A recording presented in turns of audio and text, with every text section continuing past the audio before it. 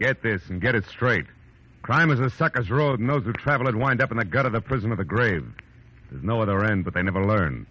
This time it started as a routine search for a rich girl's fiancé, and the trail led to a silent house haunted by a face at the window and blood in an open cedar chest.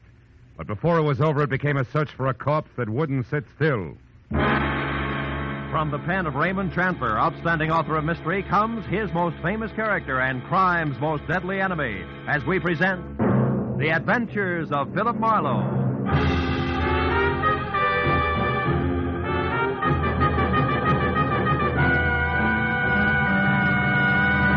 Now, with Gerald Moore, starred as Philip Marlowe, we bring you tonight's exciting story, The Busy Body.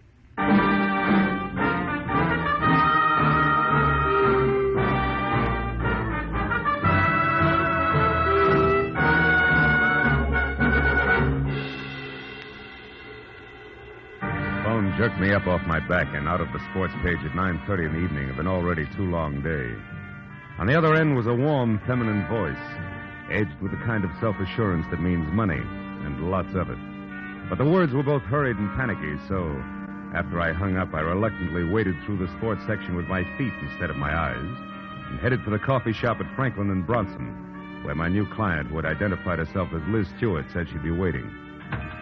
A pair of blue eyes at a table in the corner measured me from haircut to shoelaces, so I took the cue and walked over. After we introduced ourselves, I was waved into the chair opposite her. She leaned toward me and started with a rush. Mr. Marlowe, I've got to find a man named Dean Howard as soon as possible. Not exactly a new switch. He's my fiancé. We plan to notify my Uncle Hanley of our engagement tonight. Who is Uncle Hanley? Uncle Hanley Stewart of Stewart Aluminum. Okay, go ahead. Dean Howard was to meet me at 7, but he didn't show up. Mm-hmm. And then about 7:45 he called. He started to tell me something that he referred to as a horrible mistake, but before he could get it out, we were cut off. Well, I tried to call him back. Coffee? Coffee? No. Okay. I tried to call him back, but there was no answer. So I went to his house, but it was locked and dark. And yet his car was still parked outside. Uh-huh. Well, look, Miss Stewart, why don't you save yourself $50, go home and wait for an apologetic phone call, huh? What do you mean? Well, this stacks up as being a case of cold feet or a little celebration that got out of hand. Either way, there's nothing to worry about. I've come to you for help, Marlowe, not a pat on the head. Okay. I'll assume it's my error for the moment. How long have you known this Dean Howard? Well, I met him at a party about 3 months ago. Mm-hmm. Uncle Hanley and I both liked him tremendously right from the first. I suppose you've considered the possibility of another woman? Well, of course, I'm not a child. I can see that. Well, Dean has been deeply troubled for the past week. He wouldn't tell me why, but I'm certain that this business tonight is tied in with it.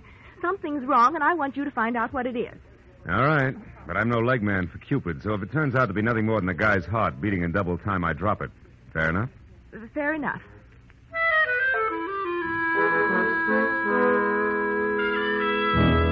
She gave me a short list of posh joints she and Dean Howard sometimes visited, and his address, which was 312 Normandy. She said I could reach her at home, which was 28 Roxbury Drive in Beverly Hills. Well, $50 is $50, so after she left, I spent a handful of nickels checking the list by phone and drew a complete blank. So I drove out Los Feliz to Normandy and found the number, 312. As I walked up to the door and leaned on the bell, I got the feeling that I was being watched. There was no answer, so I tried the door. It was locked. I threw a look over my shoulder as I walked around the side of the house and caught a glimpse of a face in a window next door, just before the curtain was dropped back into place. The back door of 312 was locked, too, I found out, as did the face next door, which was watching me again from one of the rear windows. There was one answer to that, so I went out in the street and up the steps of the house next door and knocked, good and loud. What do you want? My name's Marlowe, lady. I'm a detective. You may be able to help me. A detective? Mm-hmm. Well, come right in, Mr. Marlowe. It's about time's all I have to say. I'm Agatha Lambrigger. What's he been up to? Who?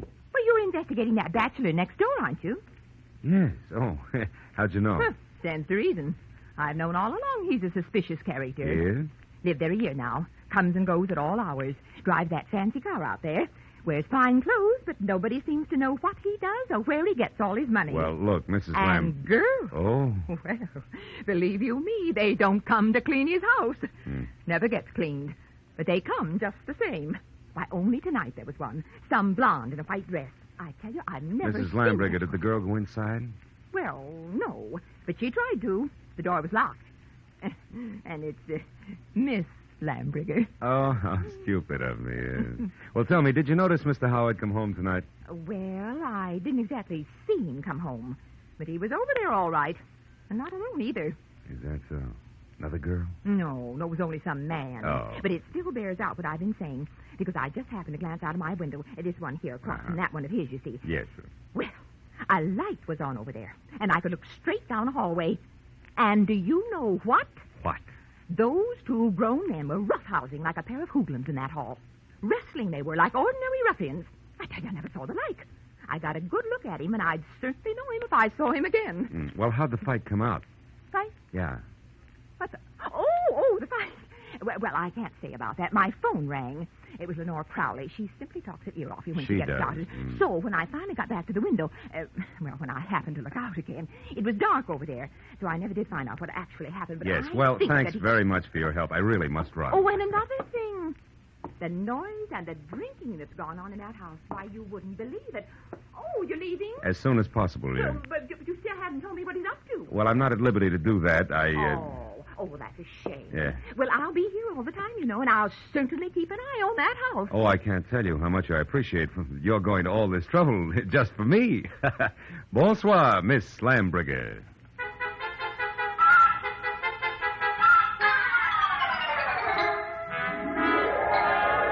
I backed out of that wind tunnel, got in my car, and drove noisily around the corner. Then I cut my lights, turned quietly into an alley behind the house, and stopped. Slipped through Howard's back gate and up the side of the house, found a window that could be persuaded, and went in. Yeah, Howard was a lousy housekeeper, and everything that didn't get brushed off in normal traffic was covered with dust. I found my way to the room opposite Agatha Lambriger's observation window and ran smack into her first lie. Where she said there was a hallway, there was a solid wall, papered with purple roses and hung with 4 dingy pictures in bronze frames, 2 on each side of a big, ugly mirror. There were 2 hallways, but no angle at which either could be seen from her window. Furthermore, there was no sign of a struggle. One hall led to the study, the other to the bedroom, and I checked both. But still, there was no indication of a fight. On my way out, I barked my shin on the nose of a lion carved on the corner of an oversized cedar chest, just as the abrupt sound of someone at the door brought me to a rigid halt. Whoever it was had the patience of an 8-year-old on circus day. So I set myself up as the type who might live in a joint like this and answered. What's the matter with the lights, Howard? Blow a fuse? Or could this be some new economy measure? I like it this way. I don't think I know you. You should, Howard, you should. I called you yesterday about a certain money matter. The name is Leo. Don't go for your gun, Howard. Well, since yours is pointed at my third rib, why should I? Well, like I told you on the phone, my boss is anxious. You're way overdue, Howard. I want that $50,000 the boss loaned you 3 months ago. Have it for me the day after tomorrow. All of it. Without fail. He knows I'm good for my debts. Why all the pressure? Well, maybe he figures your investments aren't so smart. Like maybe you've been blowing too much on that second-rate canary, Carol. Oh, yeah, Carol. I remember. She's your girl. Well, that's none of my business. See you day after tomorrow about the same time. And if you get a headache from worrying about paying off, just think of the one you'll have if you don't pay. It'll be like 10 times this. Oh! Good night.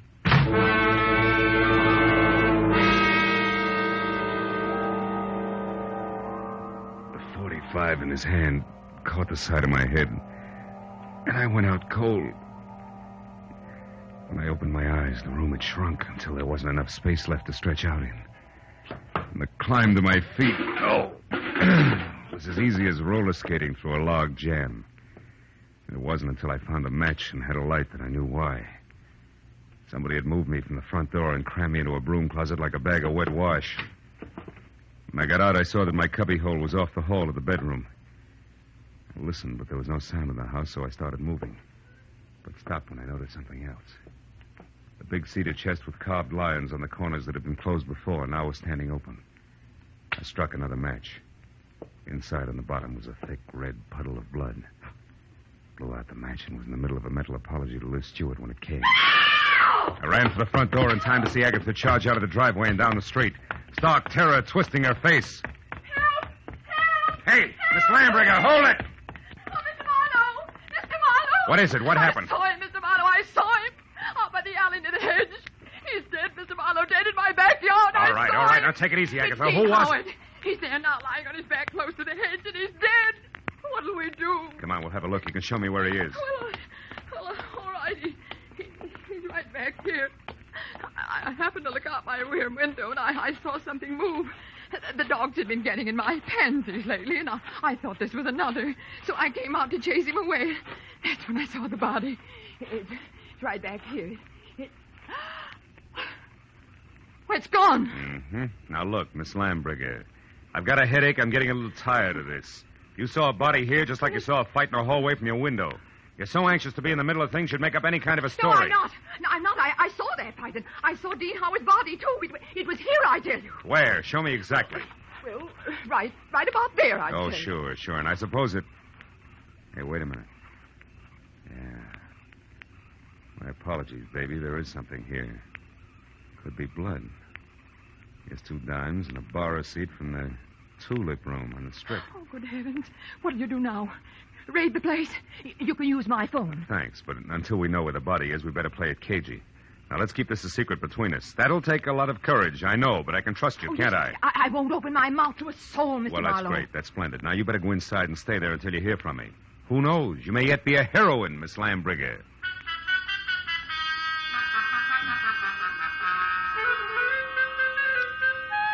The bar receipt was a long shot.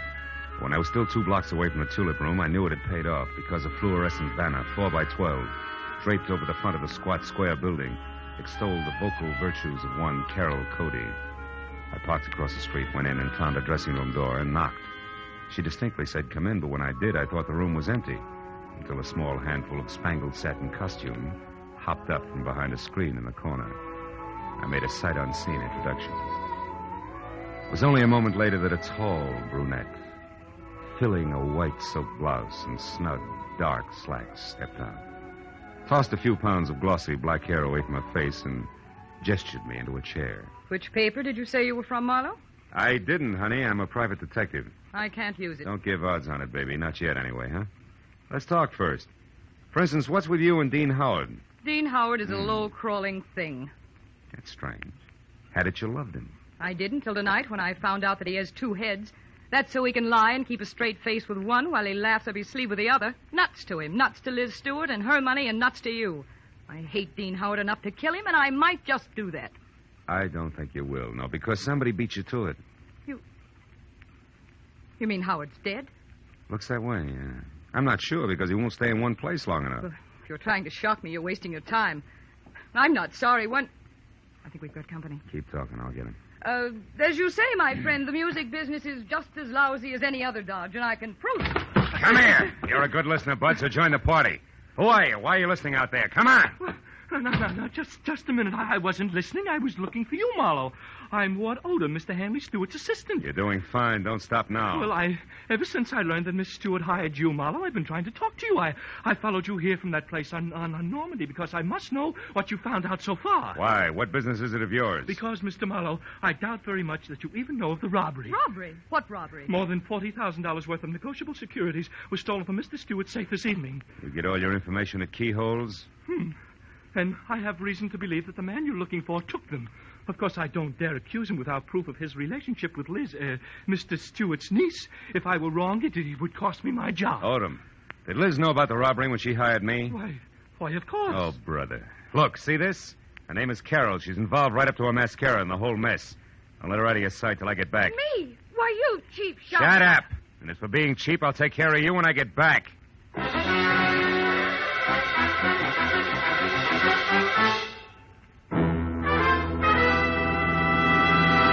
In just a moment, the second act of Philip Marlowe. But first, 3 gentlemen with highly varying but equally effective approaches to dealing with crime entertain you with their deeds of daring on CBS every Sunday. Jethro Dumont, alias the Green Llama, Police Commissioner Bill Grant of Call the Police, and Dashiell Hammett's Sam Spade. These 3 sterling gentlemen all make their appearances tomorrow on most of these same CBS network stations. And now with our star, Gerald Moore, we return to the second act of Philip Marlowe and tonight's story, The Busy Body.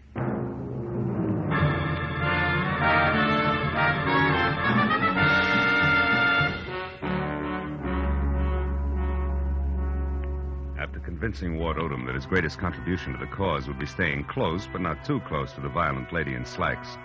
I piled into my car and started for Beverly Hills in a beautiful liar named Liz. I didn't stop until I was at number 28 Roxbury Drive, out of my car and walking fast up the semicircle of gravel driveway that led to the carefully antique front door. But then, for two good reasons, I stopped again. The first, a squad car parked ahead of me that said everybody except Marlowe knew all about the bonds Mr. Hanley Stuart could no longer call his own. The second reason, and more important, was my client, Liz Stuart, sneaking out of a side door and hurrying toward a gray coupe. I stepped back into the shadow of a squat palm and waited for her to come abreast of me. Late date, Miss Stewart? What? Marlowe, why, you startled me. Considering everything, it's the least I can do. What do you mean? I don't like clients who lie to me. So if you don't mind, I'll just stroll along with you while you assure me you can explain everything. But I can, Marlowe. Just give me a chance, please. All right. Why didn't you tell me that 40 grand worth of negotiable bonds disappeared from your uncle's safe at the same time as Howard? Oh, because I didn't want you to be prejudiced, to be looking for a thief from the start. If Dean did take those bonds, he had a reason. Like being fond of money? No, like being forced to do what he did. All right, let's say he was forced. What then? Well, then I wanted to help him, to get to him before the police. They'd arrest him in a minute. And you, on the other hand, would get the bonds back to your uncle, convince him it was all a mistake, and talk him out of telling the law, huh? And with your own dough, you would help Howard out of the spot he was in. Is that it? Yes. But you haven't proved that Dean took the bonds. No, I haven't. Could have been anyone who knew the combination of the library safe. Which includes how many? Aside from Uncle Han and myself, just the family lawyer and Mr. Odom. Yeah, what about Odom? Could he have done it, Liz? No, I don't think so, as much as I dislike him. You see, Marlowe, for years, Odom's been very close to Uncle Han. He's had 1,000 opportunities to steal if he wanted to. Well, like this afternoon, for instance. He had $10,000 worth of the bonds with him today. What was he doing with all that dough? Paying gas bills? He was going to sell them for my uncle. But the transaction fell through, so he brought them back to the house and put them back in the safe. Anyway, Marlowe, I don't think he'd have the courage to steal. I know what you mean. I've already met Mr. Odom. When? Oh, about a half hour ago. In a nightclub called the Tulip Room. Odom thinks Dean is guilty, Liz, but he's afraid to mention it publicly till he knows a little more. What's a nightclub got to do with Dean? Carol Cody. Who? She's Dean's girlfriend. Marlowe, you're crazy. I talked to her, honey.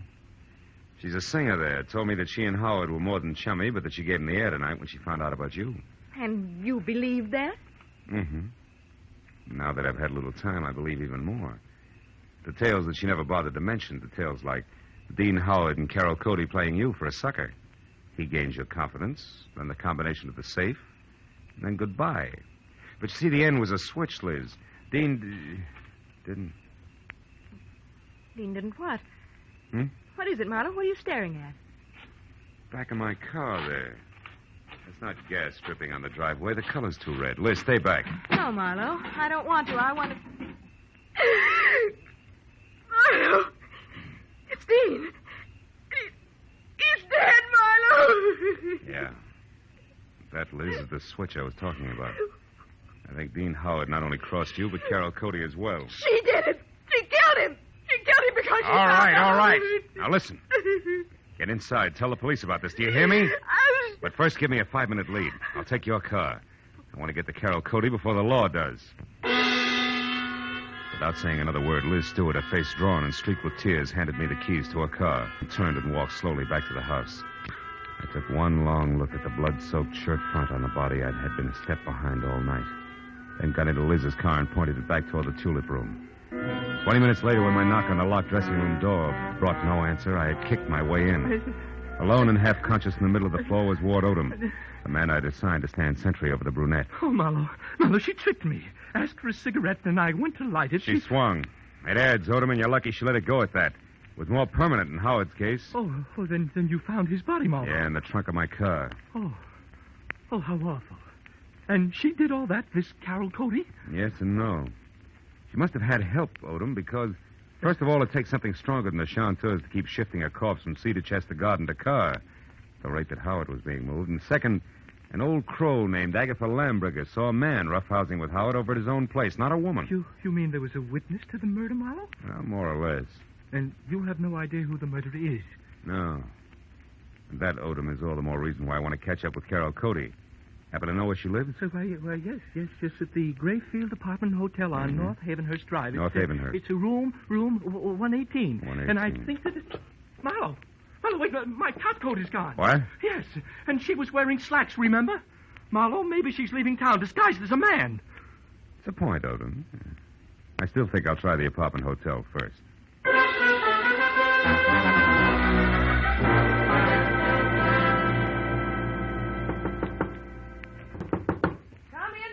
Open. The bag's over there, boys. Did you get the text? Marlowe, what are you doing here? Not doubling for a bellhop, so get over there, sit down, and keep your hands in your lap, because if I have to, I'll shoot. What? I don't understand. I'll make it real plain. I think you murdered Dean Howard because he double-crossed you after he emptied Hanley Stewart's safe. And I think you're out of your mind. Which brings us to a position called stalemate, and that in turn makes this a good time to call the cops. I didn't kill Dean. I swear I didn't. Oh, listen to me. What you said about Dean double-crossing me after he stole the bonds is true, but not the way you think it is. Second verse. He didn't want to just cut me out of my share, Marlowe. He wanted to return all the bonds intact. He really fell in love with Liz Stuart and decided to play all-American boy. You mean he decided to call it all off after he'd stolen the bonds? Yes, Marlowe. That was the reason we argued tonight. Well, it's a stronger reason than the one I already had for your committing murder. Baby, you wanted that money bad. No, you're wrong. Come back here. Why did you belt Odom and run? And don't bother denying that you did, because I just left him. And he's minus good health and that top coat over there. So if you think that you... I can explain that. I was scared that a confession out of Dean would get me into hot water. And when you showed and then Odom... Just a minute, Carol. Marlowe, Just a minute, will you? I think I've got the answer. What answer? It's dust, Carol. Dust and what an old gossip swears she saw from her window. Right now, I've got to get over to her place before she ends up looking like the late Mr. Howard. Well, then you believe me, Marlowe, about not killing Dean. I don't know. But since you've been in this cheap swindle from the start, we'll just tuck you into an old-fashioned wardrobe. Just for safekeeping, baby.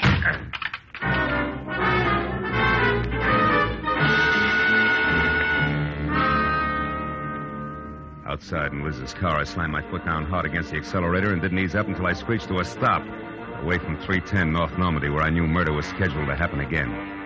I was next to a pair of half-open French doors through which I could see Agatha Lambricker sitting erect in a straight-back chair. I was happy that I hadn't taken any longer in getting there. I was also happy that the man standing opposite her, gun in hand, the man who had murdered Dean Howard, had his back to me. I got a firm grip on the .38 in my hand. You've been so nosy, Miss Lambricker. And it's too bad that Marlowe had to let me know you've been a witness when I killed Dean Howard. A roughhouse, I think you called it. A roughhouse is what I thought at the time.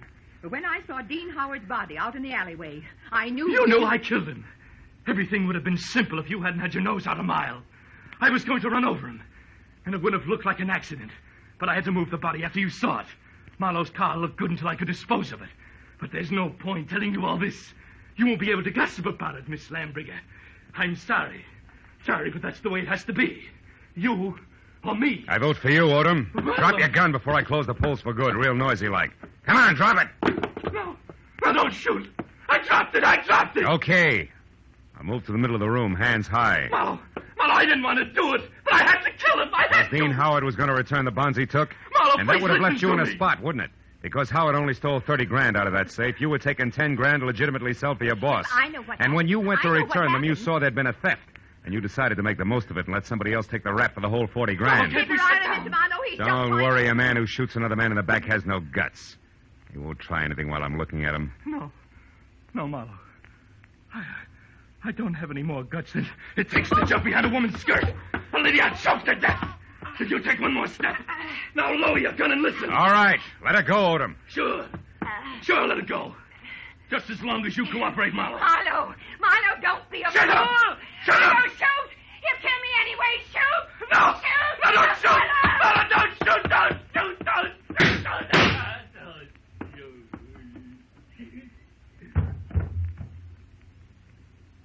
Huh.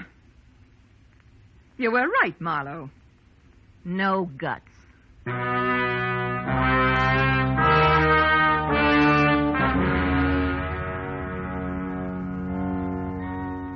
It was an ambulance, a half a dozen squad cars, and a police captain included, and 3 long hours of questions and answers in triplicate later, before 310 North Normandy and environs settled back to being just another quiet house on just another quiet street.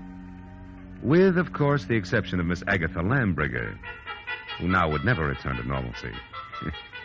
And as we sipped hot tea together and a clock someplace deep in another room struck twice...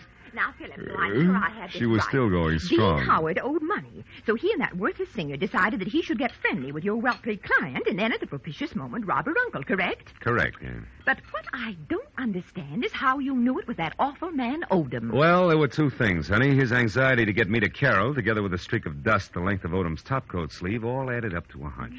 That, Philip, I don't understand. Well, you got to take them in reverse order. I saw dust on Odom's topcoat sleeve when I was in Carol Cody's apartment. That reminded me of the dust all over Howard's place. Oh, a mess, that house. Yeah, luckily. And the dust was the length of the sleeve, as though somebody had brushed against a wall coated thick with it. As one would in searching for something, hmm? That's right. Now, there's another thing. You saw Howard and another man roughhousing in a hall by looking out of that window there. Mm-hmm. Where, Miss Lambriger, no hall is visible, but where there is a mirror. Oh, then you mean I actually saw a reflection. Yes, darling, you did. Dean Howard hid the bonds behind the mirror. Which tilted so that I saw the reflection of a side hall. That's right. Well, now, Philip, one last question.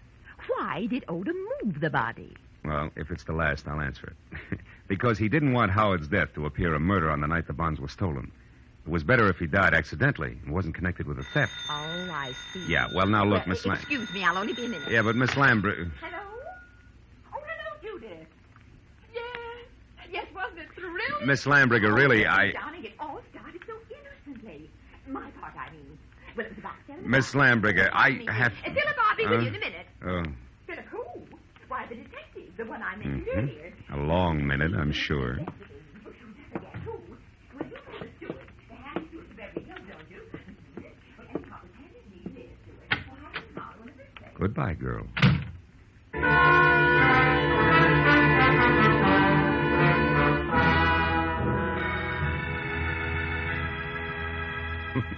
When I got outside, the silence was deafening. And then I remembered that I still had a client up on Roxbury Drive who I had to see.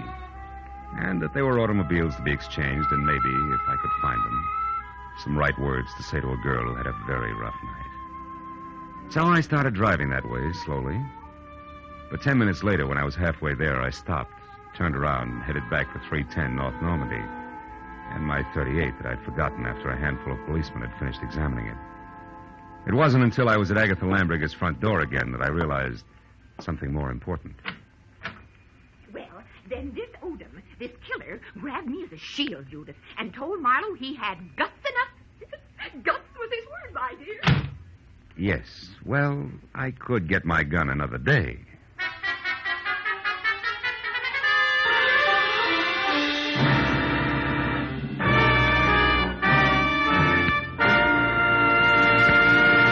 The Adventures of Philip Marlowe, bringing you Raymond Chandler's most famous character and star, Gerald Moore, and are produced and directed by Norman McDonald.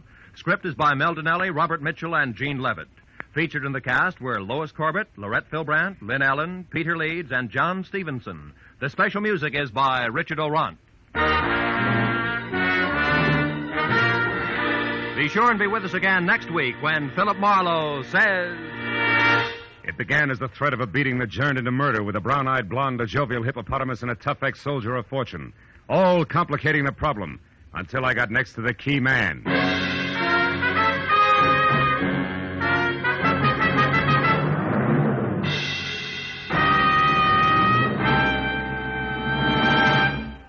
Will you be listening when $51,000 go on the block during Sing It Again tonight? $26,000 in fabulous prizes for solving the mystery of the Phantom Voice, and additional $25,000 in cold, hard cash for answering only one more question about the Phantom. There's many another prize, too, for unriddling the smart, tuneful little riddle songs that keep Sing It Again moving at a terrific clip for the hour that it's on the air. It'll be here a little later on most of these same CBS network stations. This is Roy Rowan speaking. Stay tuned now for Gangbusters, which follows immediately over most of these same CBS stations. This is CBS, the Columbia Broadcasting System.